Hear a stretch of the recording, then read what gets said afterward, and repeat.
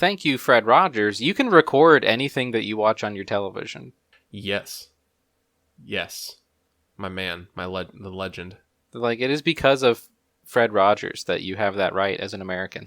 Defending the proud and noble VCR. He did. Went to court over the VCR. Anyway. Mercenary for Justice. Yeah, Mercenary for Justice. But you can't check your six. It's kind of like, taking a screwdriver to a gunfight.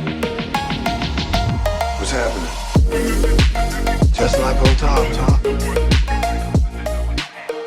So I want to kick off Mercenary for Justice by taking a peek at Zach's Steven Seagal ranked list on Letterboxd, where I see out of 22 movies, yes, he has Mercenary for Justice ranked number 6. Yes. And I think that is about 21 too high. Really? I don't know. I'm getting exposed. I see. Maybe 20 too high, because it's definitely not as bad as Ticker, but my God, this movie sucked. I kind of didn't hate this one as much as I thought I would. Yeah, oh my God. I definitely You and I can never agree. It is definitely not in the bottom 5. Are there any other points on my list that you would take issue with, Hans? Honestly, no. I would say this is solidly out of my bottom 5. Definitely not in the top 5. Not even in the top 10. It's like in the bottom half of the Seagal movies that we watch. It's not in my top 5 either. I think that's probably closer to where I am. It's not the bottom. Okay. So my whole thing with this movie, it doesn't know what it is. They didn't know what it was when they wrote it, and they didn't know what it was when they were filming it, and they didn't know what it was when they were editing it. Mm-hmm. Nobody knew what this movie was supposed to be. So Hans, speaking of not knowing what this movie is, can you run us through this movie real quick? Can you tell us what you know about this movie? Yeah, that's our. We'll cut it there. That'll be where we spin the intro music up. So we'll. Yeah. Welcome back to Steven Seagal. I am Hans. I am Aaron. I'm Zach, and I am sorry I am self-flagellating upon the throne of the podcast for secretly kind of having an okay time watching Mercenary for Justice. I'm sorry. I'd like to apologize to my fans. I'd like to apologize to my community. I'd like to apologize to my family, and I'd like to apologize for God. I'm working to do better. I will be better, and life is a journey of self-improvement, and I am sorry for kind of somewhat having a bit of fun with this very bad movie. Apology accepted. So this one, Mercenary for Justice, 2006 action thriller film. Every single one of those words in air quotes. Yeah, action, pretty much. Thriller, and film. I'm going to be completely honest with you guys. I don't know that I can recap this movie. Well, too bad. It's your job. Hit it. They start out... It starts out as like... not really, but kind of... It starts out as not really, but kind of like Saving Private Ryan. Not... I don't know if that's probably not a great description. It actually starts out like a lot like Tropic Thunder. It actually does kind of start out a lot like Tropic Thunder.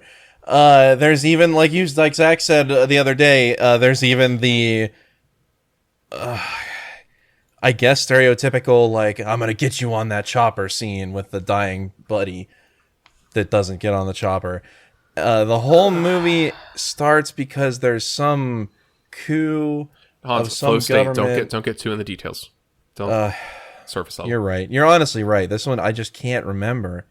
There was a coup of some government. They sent mercenaries in to go. I don't remember what side they were fighting on. It really doesn't matter. Seagal was like the leader of the mercenaries because he's, of course, the best of the mercenaries.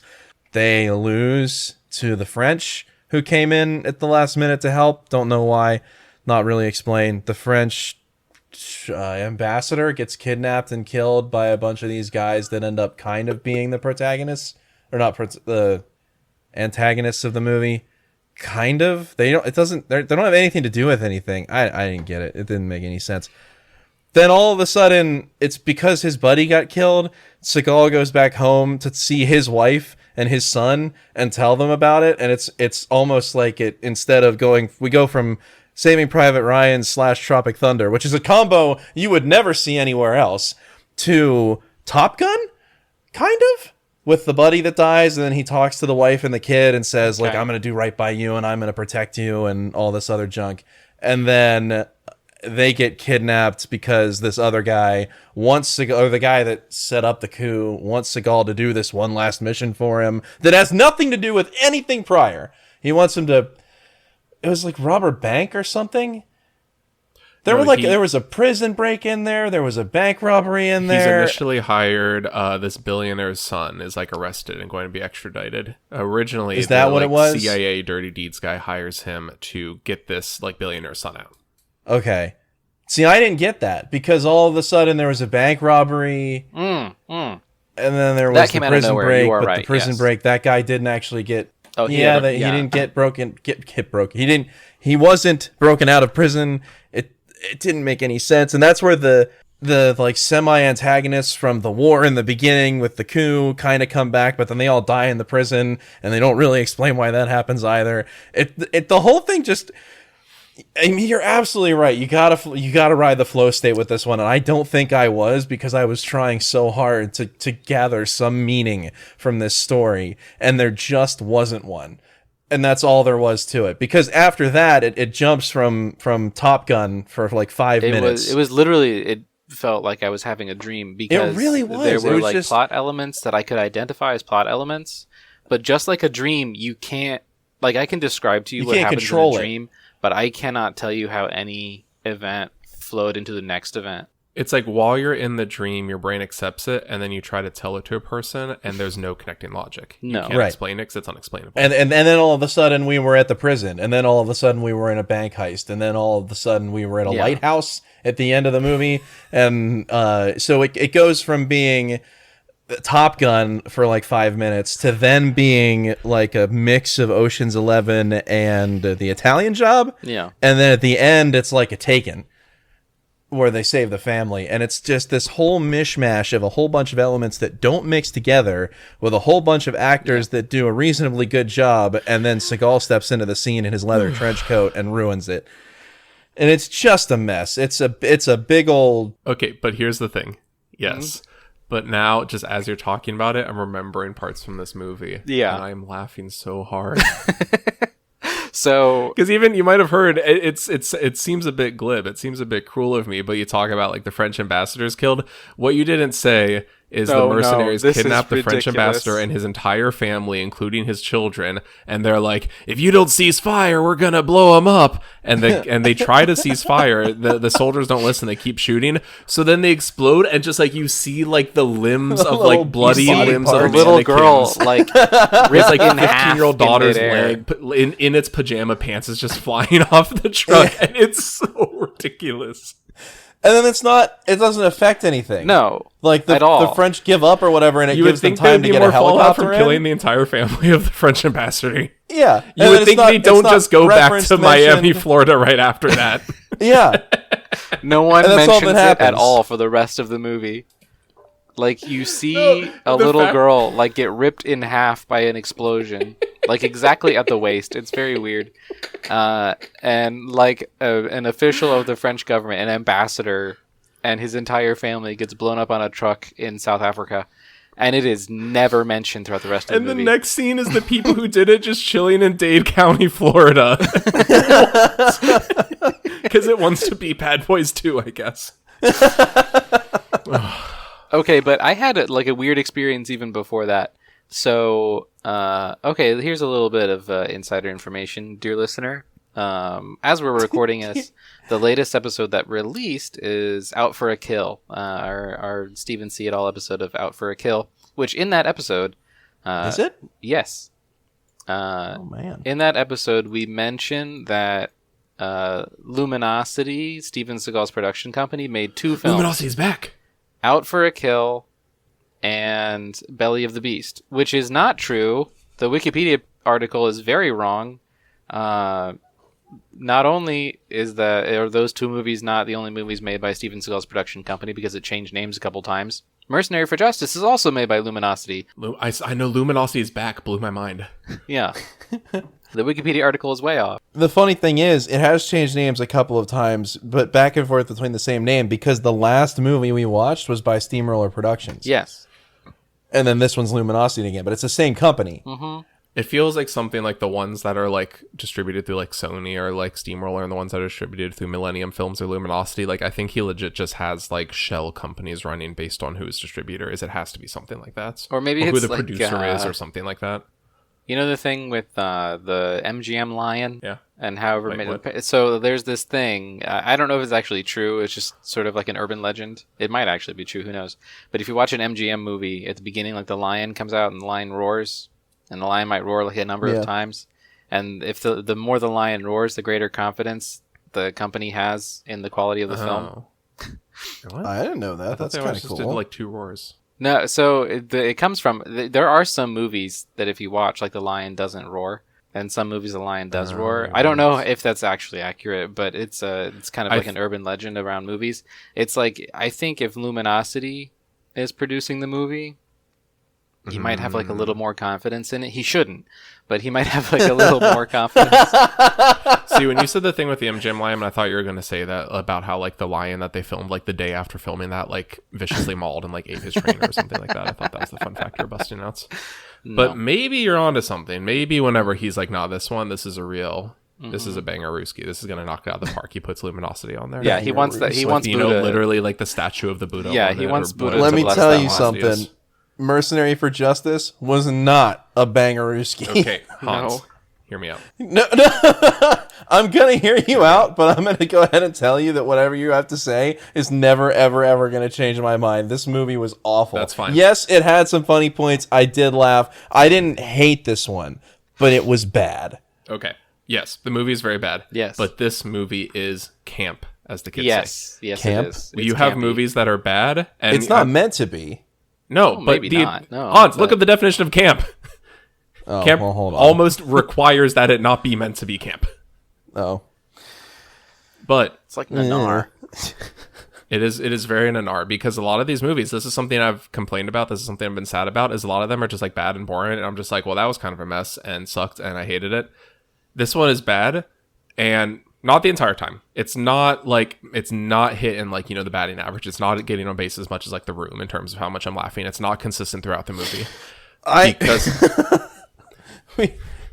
You need to show me The Room. I will show you because I cannot watch it on my own.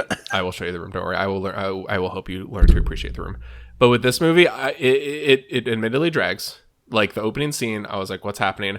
There's a solid like 20 or 30 minutes in there where I literally have like no notes, like nothing of interest happened to me at all. And then like all my notes are from the last like 45 minutes of the movie. So it definitely has peaks and valleys. But this is probably the most fun I've had with one of these since The Foreigner.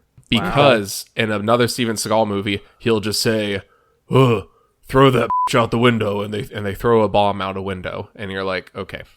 But in this one, the French ambassador's family gets blown up like it's Team Fortress 2.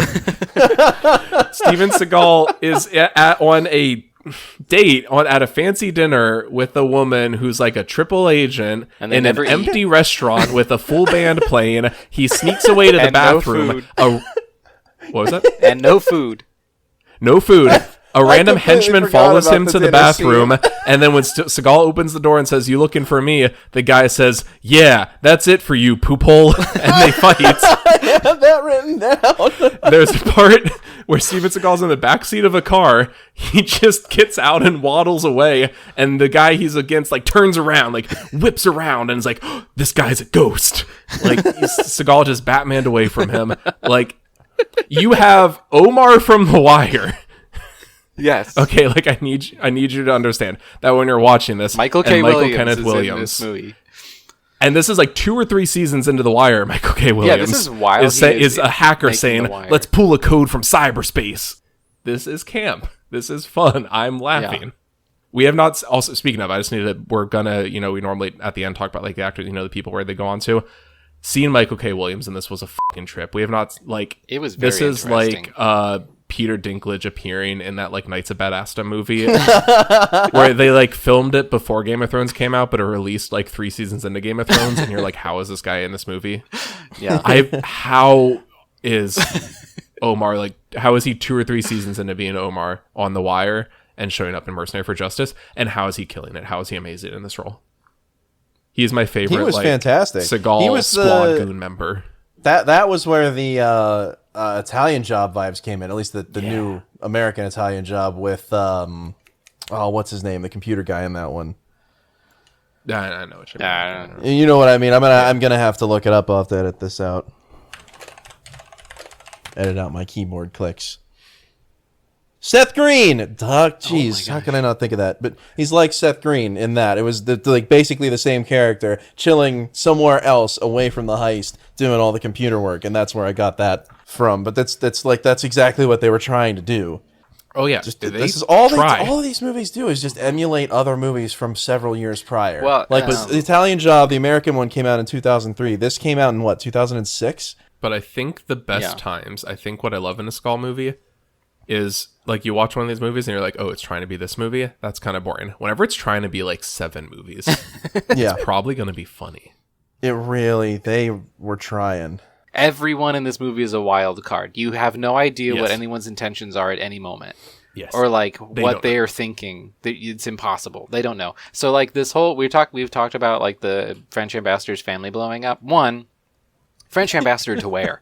Like they say it's they keep talking about South Africa. Like most of the movie takes place in South Africa, but this first scene where there's like no, it doesn't. Yes, it does.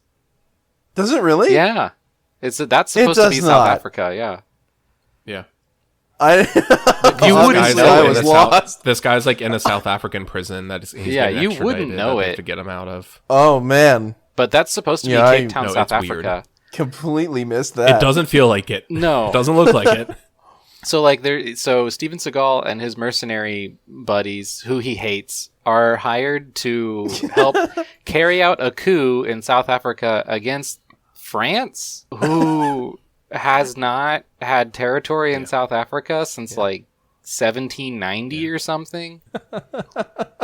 But whatever. And so part of the mercenary team goes and kidnaps the French ambassador and his family in an open top truck. Like they just throw the family into the bed of a truck and they're like carrying machine guns and stuff. And like anyone walking down the street could just like see a kidnapping happening.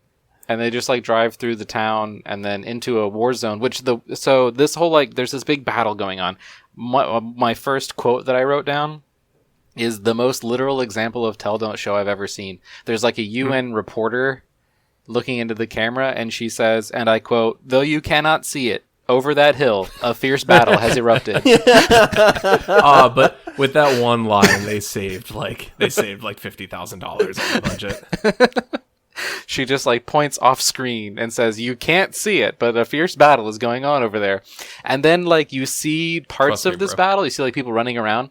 And maybe this is just because I've been playing BattleBit recently, but it felt like I was playing like a Battlefield style squad shooter, like where there's no defined there are like side. 200 players on each side, and everyone's just like running around and shooting random people. I do also appreciate that much like in a game like that. The first note I have is like literally the first thing they say about Seagal's character is that he's the most decorated soldier of the Gulf War while he's like holding a gun with like the buttstock above his like shoulder. Oh my! Like just lip-wristedly holding this gun. So he's like the noob that's like, no, I need to get like the top scorer like on the team. Like hackers. He's calling cheats every time. It's wild. This whole thing, and everything is shot in this shaky cam, and it goes on for like 15 minutes. It's all shaky cam and close, and bullet like noises. Face close-ups. I literally watched like the opening like 20-30 minutes of this movie, and then I went over to Hans's house. We were introducing the dogs, and it was podcast listeners. I just got a new puppy recently. I can't remember if I said that before. And we were over there on 4th of July, and I straight up, like 100% not lying, told this guy, like, oh, this one's a bit different. Like, he's like, this is like a war movie. Like, Seagal's in like this battlefield war role. He's not doing his usual like covert, like mercenary, like CIA you were thing. bamboozled. I was one scene away from realizing how wrong I was. Like, I stopped it, just like, oh, this is okay, different type of movie. And then next scene, nope, same every Seagal movie you've seen before. It is just a Seagal movie from then on. But just that first like 15-20 minutes gave the exact feeling that I experienced when playing like a massive squad shooter. Just everything is crazy all the time. You don't know where anyone is. You don't know what side anyone's on, who's fighting whom. Everyone looks the same. All the environments look the same. You have no sense of geography. It felt like a fever dream. I couldn't tell what was going on. Like at footage all. and sound effects are reused, yeah.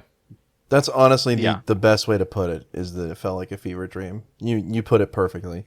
Yeah, so can anyone figure out for me, what are any of these characters' goals? None. Okay, anyone in this movie want? Hold on. You have a couple people that just want money. You have like the two CIA dudes like want money, but also like want to get each other in trouble. Seagal he swears to the wife and son, hey, I'm going to protect you. And then seconds later, they get kidnapped. So that's his motivation. Yeah. And then that's pretty much it.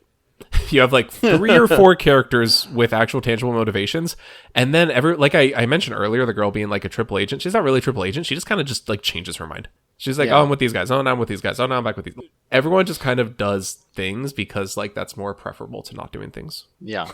And that's the only way you can watch this movie.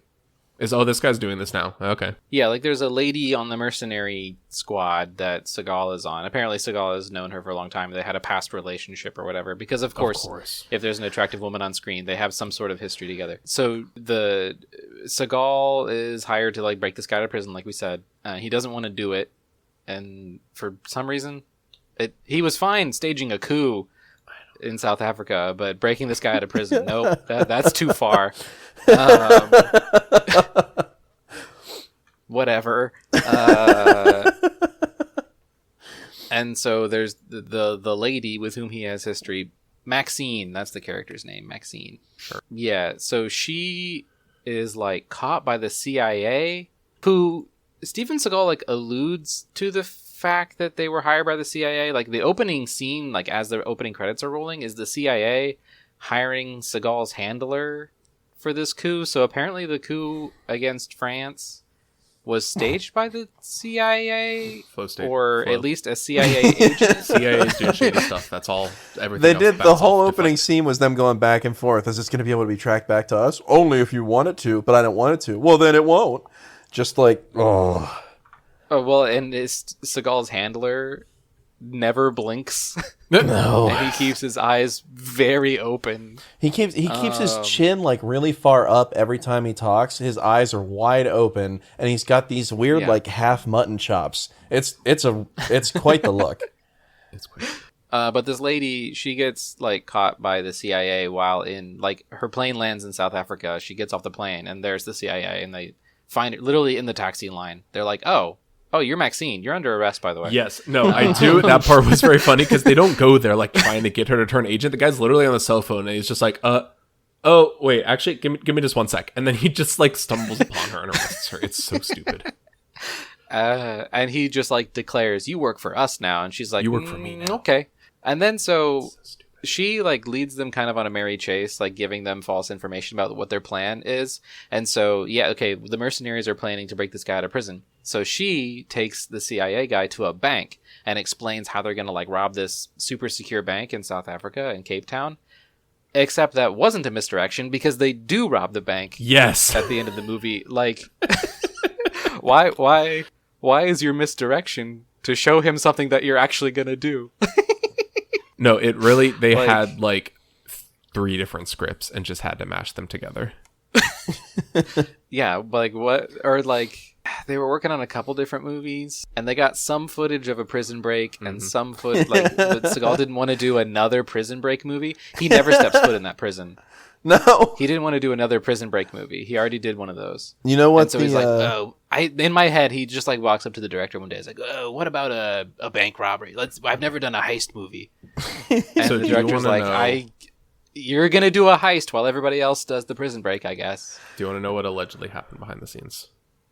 What allegedly happened? Give me the behind the scenes. It's very he said, but the director, Don E. Fauntleroy, who is not... Fauntleroy? He is a return. He is an alumnus of the podcast. He has previously directed Today You Die, and he will direct Urban Justice coming up after this. He does 3 single movies. Why do you hurt yourself like this, Monsieur Fauntleroy?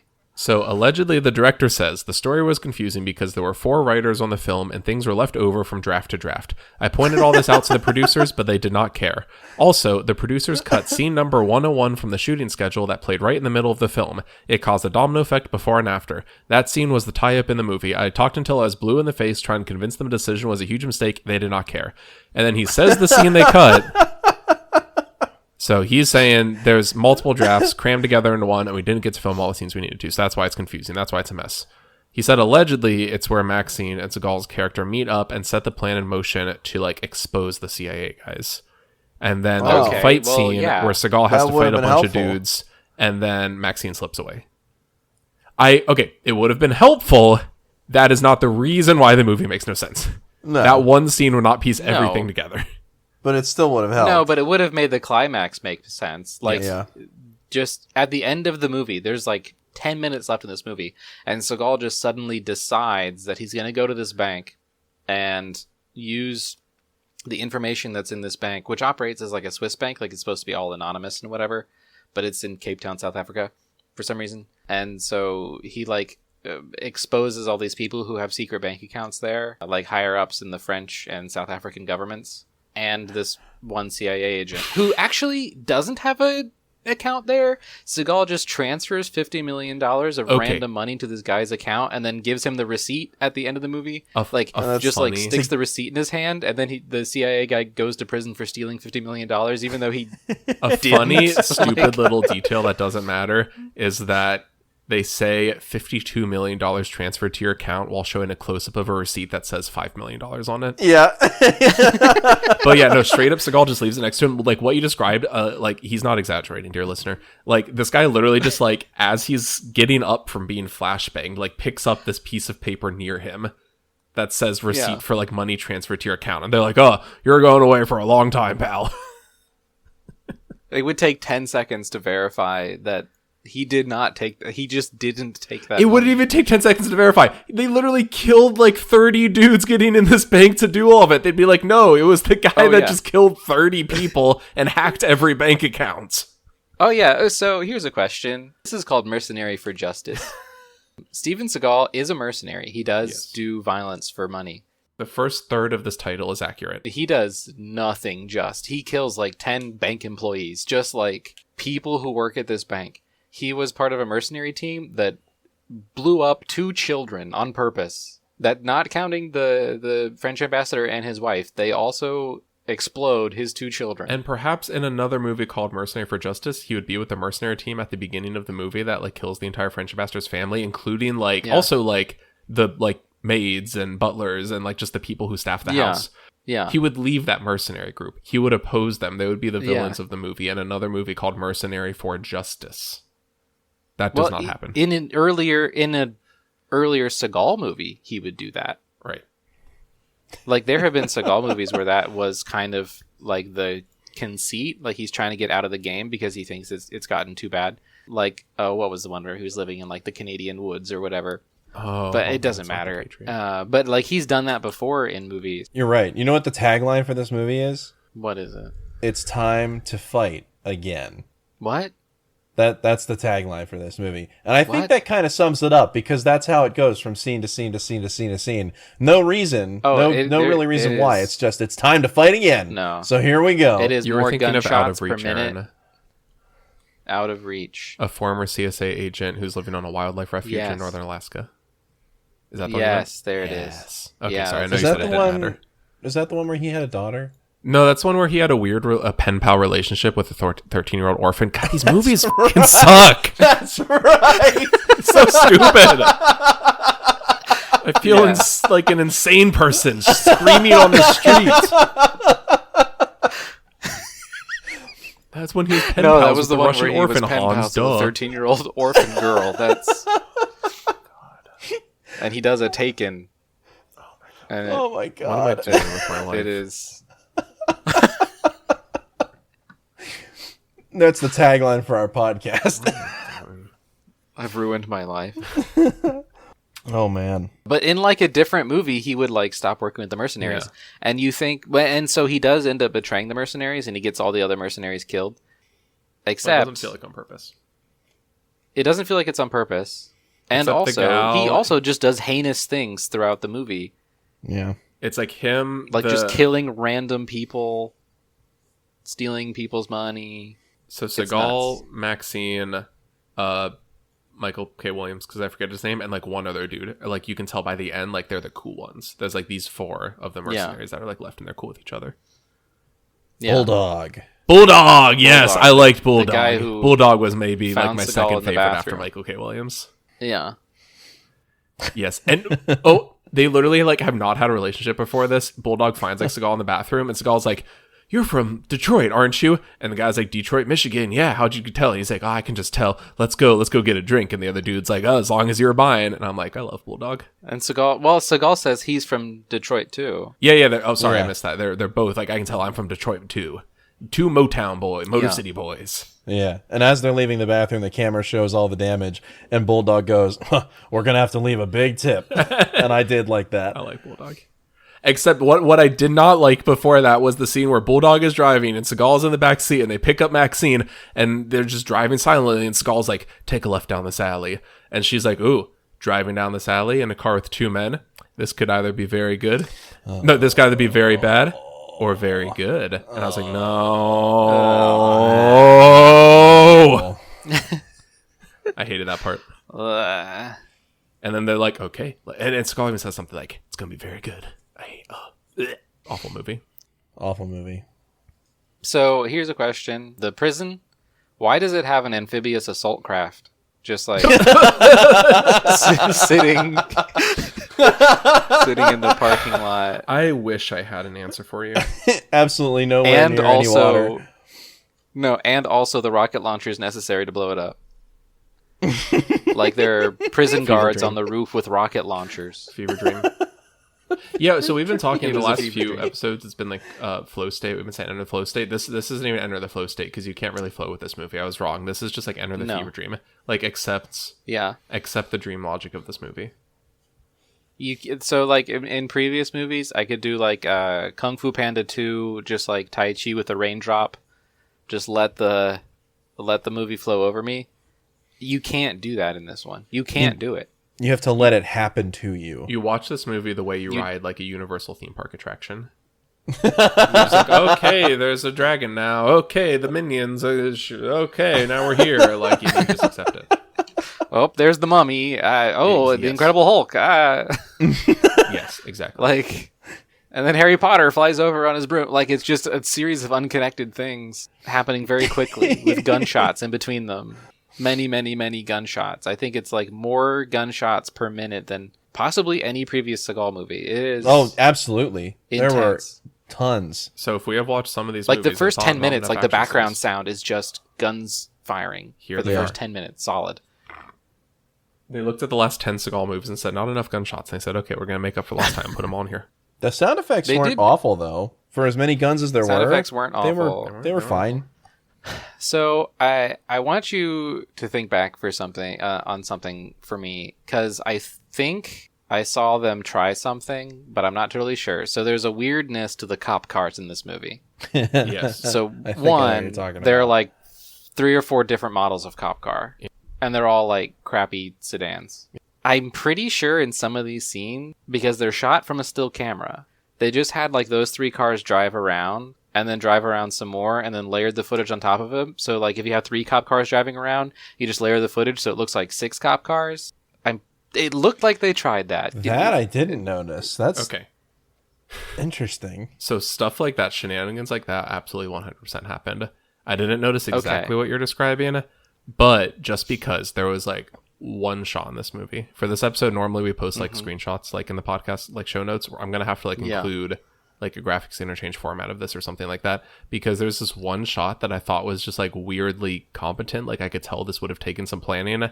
There's like 9 cop cars all just kind of parked around, and then they're like, that's the exact shot I'm thinking where they're like, okay, I think it was 3 cop cars. Oh, I didn't even think about that. Oh, you could be onto something, because when I watch it, there's like, okay, go, and then they all peel out. Like they're just all pointing different directions when they're parked, and they all just peel out and just like drive in different directions, but none of them hit each other.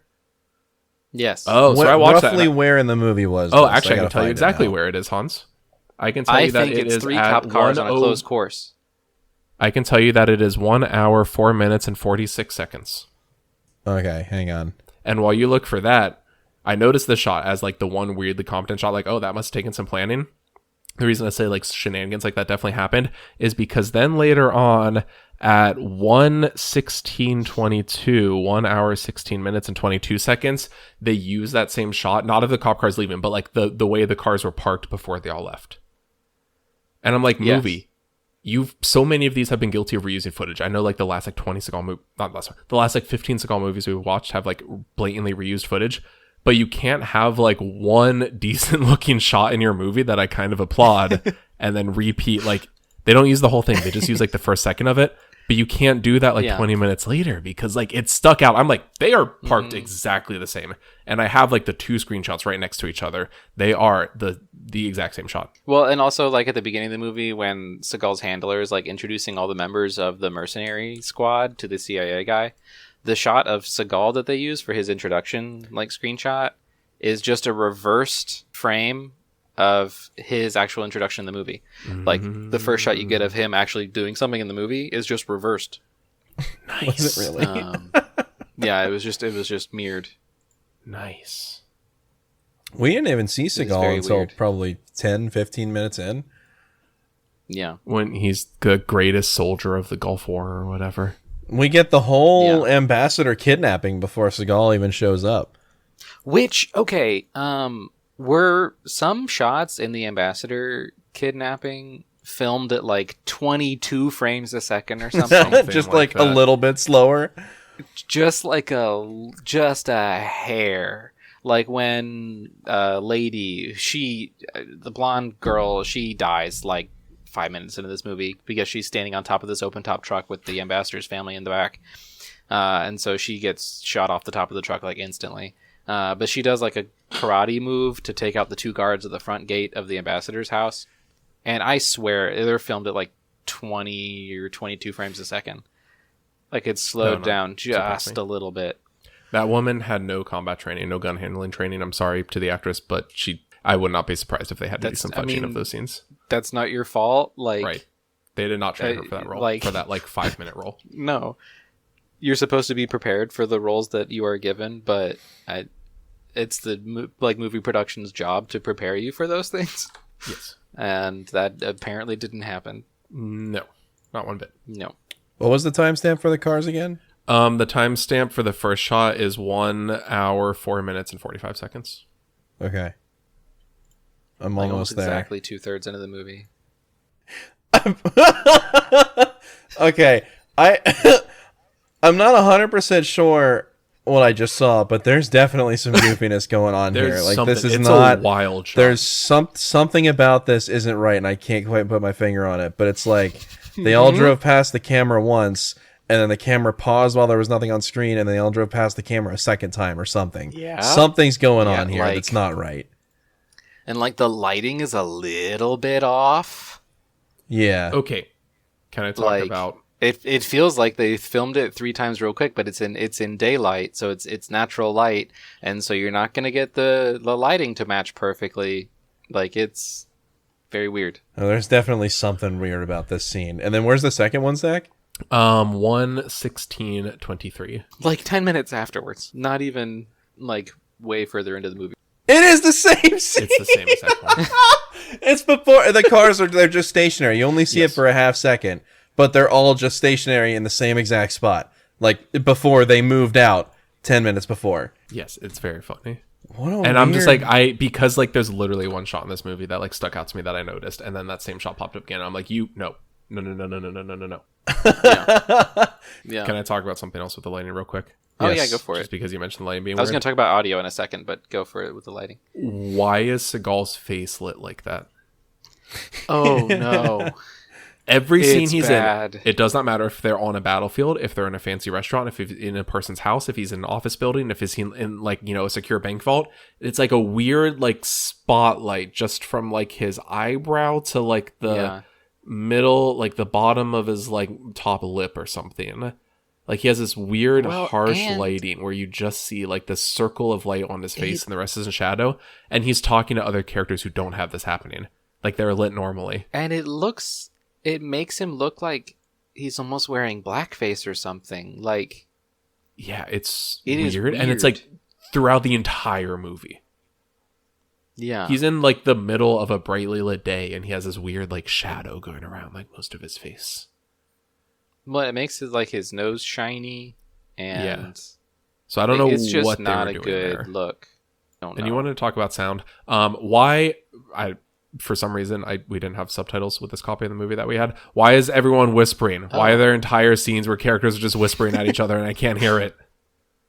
Well, and I like there are obviously a lot of the dialogue in this movie was done in a studio afterward, like it wasn't captured on set, and it is still unintelligible. Like like they just everything was the first take.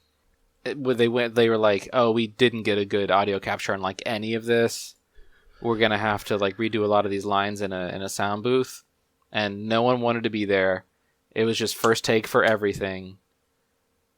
It was not good. Like a lot of these lines, I had to like rewind, and listen to several lines multiple times just to figure out like what they were saying. 99% of the time, actually, every single time I did that, it ended up not being worth it, except for the poop hole line, because I wanted to make sure he actually call him a poop hole? Yes. Yes, he did. He did call him a poop hole. Yeah. I love that line. It's so good. I also like when they're in the bank vault, they're currently doing the heist, and then like the guy in charge, like a dude shows up that like Seagal's been able to trick everyone at the bank to get in, and then this dude shows up and the camera dramatically pushes in on Seagal's face and he says, "Pull alert." Yeah. That line made me laugh. About a guy he's never met, like he's never seen this guy. It's just a dude that he can tell like won't listen to his like garbage lies about, yeah, I'm the bank vault inspector. I need to inspect your bank vault. And the guy's like, no. And Seagal's like, how about I shoot you dead right here? That's, by the way, that's how they break into the bank. He goes up to some poor intern and he's like, I will murder you if you don't like. Yeah, he's just like a bomb threat. Let me into the bank vault. What? He's just like a bank employee. Like, he's not like an evil mercenary. He's just a guy who works at a bank. Like that's and just Seagal a dude just with guns like an him down, MBA or something. throws a grenade at him. Yes. Like it's wild. Also, so at the end of this movie, you get a funeral for the guy who died at the beginning of the movie. Just to make it feel like everything was connected. It wasn't. That didn't matter. What was the other movie that was like that? Under Siege 2. It was Under Siege 2. They did the Under Siege 2 ending here. Yeah. You like smash cut at the very end from the like final action sequence to Cemetery, Arlington. And in this one, it's kind of the same thing. But that one, it's like well, one still image with like the credits rolling. This one has like a weird montage of like the 21 gun salute and like crying baby faces. It's weird. It's a fever dream. Yeah, well, and I was watching this. It's the last like 30 seconds. And I'm watching this. I'm waiting for In Memoriam to pop up on screen and like, private, whatever, and then like the dates of his life. Like the year he died, the year he was born, the year he died. And then like, at the end of like war movies or whatever, there'll be like that text scroll that'll tell you like what happened to all these people after the war. That's what it felt like. Yeah, and there's like a flashback of Seagal carrying him. That never happened. That was never even referenced. It did. He carried him like on his way to the chopper, but then he put him down. And then just went to the chopper by himself. He's like, I'm going to get you out of here, buddy. He carries him, and then like 10 feet away from the chopper, just drops him in. Yeah. So he went back for him? Back for the body? No, he carried the body the whole time. No, like for the funeral. Like the body that's buried. Like, what are we supposed to assume? Are we supposed to assume the remains are actually there? They talked about that. I thought he talked about that with the wife. Yeah, he's like, I'm going to go back and get him. He says something like, after everything's done, after she's rescued, he's like, I'm going to go get his body. Something like that. That was like a week ago. Yeah. No, it doesn't make sense, but like the assumption is he goes and recovers the body from South Africa. Gracious. Yeah. Somehow. Brought it back to Arlington, I think he's buried in Arlington. Also, they say that the CIA headquarters is in McLean, Virginia, which is true. That is true. That is where the CIA headquarters is. However, Everyone just says it's in Langley because it's in Langley, which is in McLean. Seagal's gotta be different because he's man on the inside. Or because this one he doesn't like the CIA, so he doesn't give him the cool name of Langley. I don't know. Oh, and also his handler, when he shows up on screen, it gives like the name card for him and like his job. And it says Special Ops 2Ps Producer. But what is this? It's like Special Ops. I know it had 2P. And then like it was like Producer or what was it? At the very beginning of the movie. Somebody look it up. This was in the part of the movie I wasn't watching. I was watching that. It's like the first 30 seconds. Yes. No, like I told you, the beginning's hit or miss. It was like those last 45 minutes. Mm-hmm. It's all miss. No, because you know what happens in the last 45 minutes? They're in a shootout at a lighthouse. I meant the beginning. Was all miss. Yeah, all miss. But then you have like, again, this starts off as a war movie, and by the end, they're at a lighthouse having a shootout, and this guy's like climbing to the top of the lighthouse, and Seagal just like shoots him, so the dude's just barely hanging on, and then in slow motion shoots the dude again, and the guy falls down and lands on a car, and then you hear a bad ADR line saying like, "Oh, bad parking job." It was from Bulldog. He said, "Oh, bad parking." As they're just like getting back into this like police van that has become their like headquarters. Oh man! Do you remember how the like main villain of this movie dies? He gets blown exploded. Up. He gets vaporized. It's actually a pretty satisfying explosion. I'm just sad that the camera doesn't like hang on to it. It does that thing which has happened in several Seagal movies where it like cuts away from the explosion in the middle of the explosion. Yeah. Yes. For some reason, so you don't actually get to. There's no catharsis. Well, you got to see the whole thing.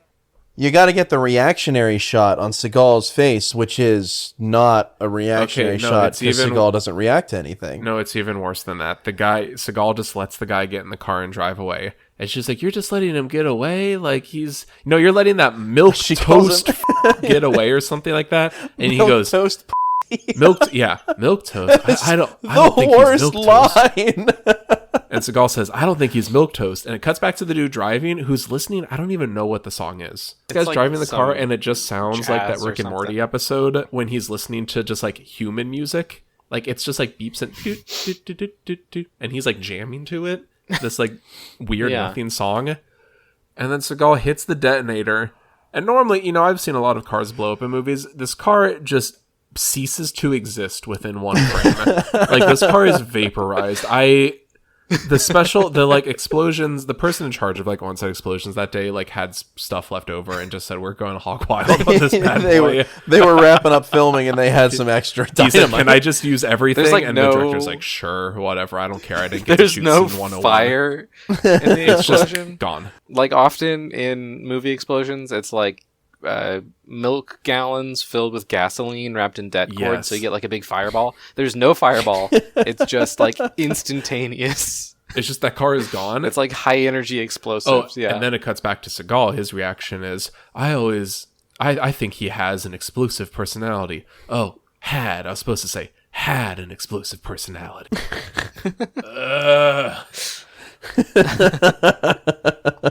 I don't know why, but like literally while I'm watching that scene, I'm just like, what is this guy listening to? Oh, he's gone.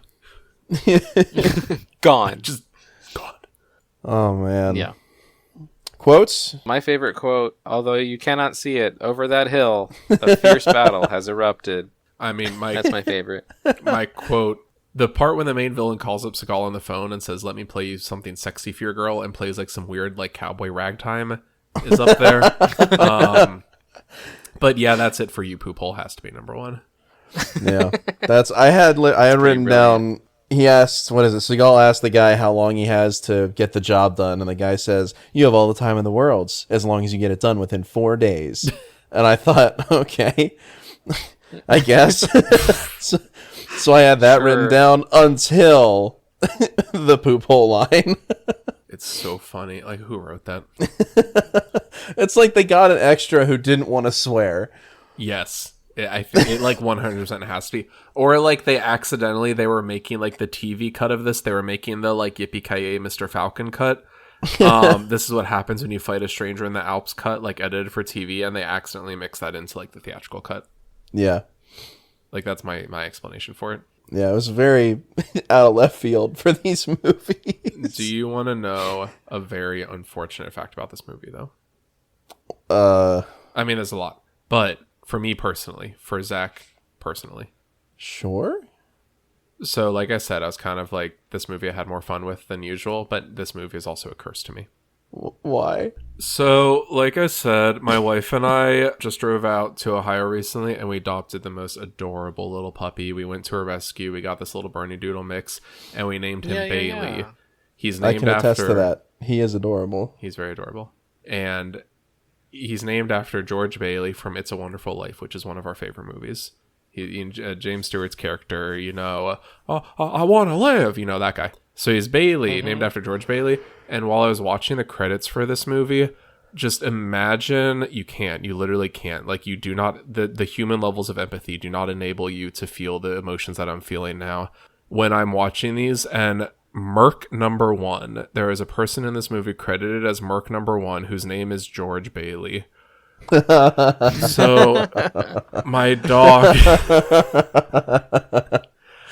the dog that we just adopted is named after George Bailey from It's a Wonderful Life, and also somehow inadvertently like a random, not extra, but like a random side background character from Mercenary for Justice starring Steven Seagal. And that's obviously not the case. It's obviously not who I named him after, but I can't unknow that knowledge. Now that I know that I know there is a person who plays Merc number 1 in Mercenary for Justice, which, to be fair, Steven Seagal should be Merc number 1. But anyway, unnamed Merc number 1, George Bailey. I'm sure you're a fine person. I have no beef with you personally, but this very strange series of events that none of us could have ever predicted or planned for has led you to just being the bane of my existence. You are the bird pecking at my liver. You are the stone that I must push up the hill every day. You are... Oh, wow. You are my curse for discovering fire and humanity's sins. Thank you, George Bailey. So that is my personal... That is how this movie targeted me specifically. And Sarah can never know. Dang. All right, do we have any other thoughts about Mercenary for Justice? What would you watch instead? Oh, yes. Oh. And star ratings. I can spoil that right now. It's going to be 1 star. And what would you watch give instead? It 1.5. Yeah, what would you watch instead, Hans? Oh, any of the movies that this was trying to be. You know what? I would even watch Tropic Thunder above this. And you know how much I hate Tropic Thunder. But that, Italian Job, Taken, what was the other one? Top Gun for 5 minutes. Forrest Gump, a little. Saving Private Ryan, a little. Little bit, yeah. Any of those. For me, I'd give it like 1.5 stars. And go play... Actually, I'm going to give you a game. Just go play like any squad shooter, like massive squad shooter, like 200 or more players on a map. It gives you the same energy of just like things happening really fast. Like, it was a very similar experience for me. Yeah, go play like Battlefield 2042. I think that's the latest one, or like BattleBit. People didn't seem to like that one. It's like $5. Oh no, it's not very good. That's why BattleBit's doing so well right now. I liked Battlefield 1. Takes place in World War I. Is very good. I don't know if the servers are populated at all anymore, but I enjoyed it. So it gave me a very similar feel of just absolute chaos all the time. I would be the most positive out of all of us. I would give this 2 stars because I had some fun. I had some chuckles, some belly laughs even. But I would recommend, I'm actually going to go with anything that Roger Smith has been in. So because that gives you a lot of Spike Lee films. You can watch School Days. You can watch Do the Right Thing. You should watch Do the Right Thing. Any parting thoughts on Mercenary for Justice? Nope. Mercenary for Justice. No, we can't just do more like. We can't just do 5 more likes as the closing for every episode. That's kind of my favorite part of recording. Well, okay, they don't have to make it in the recording, but you can do them for you. Mercenary for Justice, more like Mercenary for Just Ass, because this movie was just ass. Go on. No, sadly, I got nothing on this one. I'm usually pretty good at this. Well, so that's all for this movie, Poople.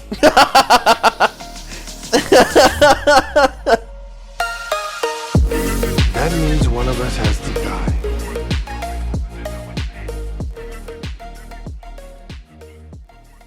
Don't cut that out of the episode. Take that one out. Don't cut that out? No. Cut that out. Do cut that out? Do cut that out. Yeah, I will.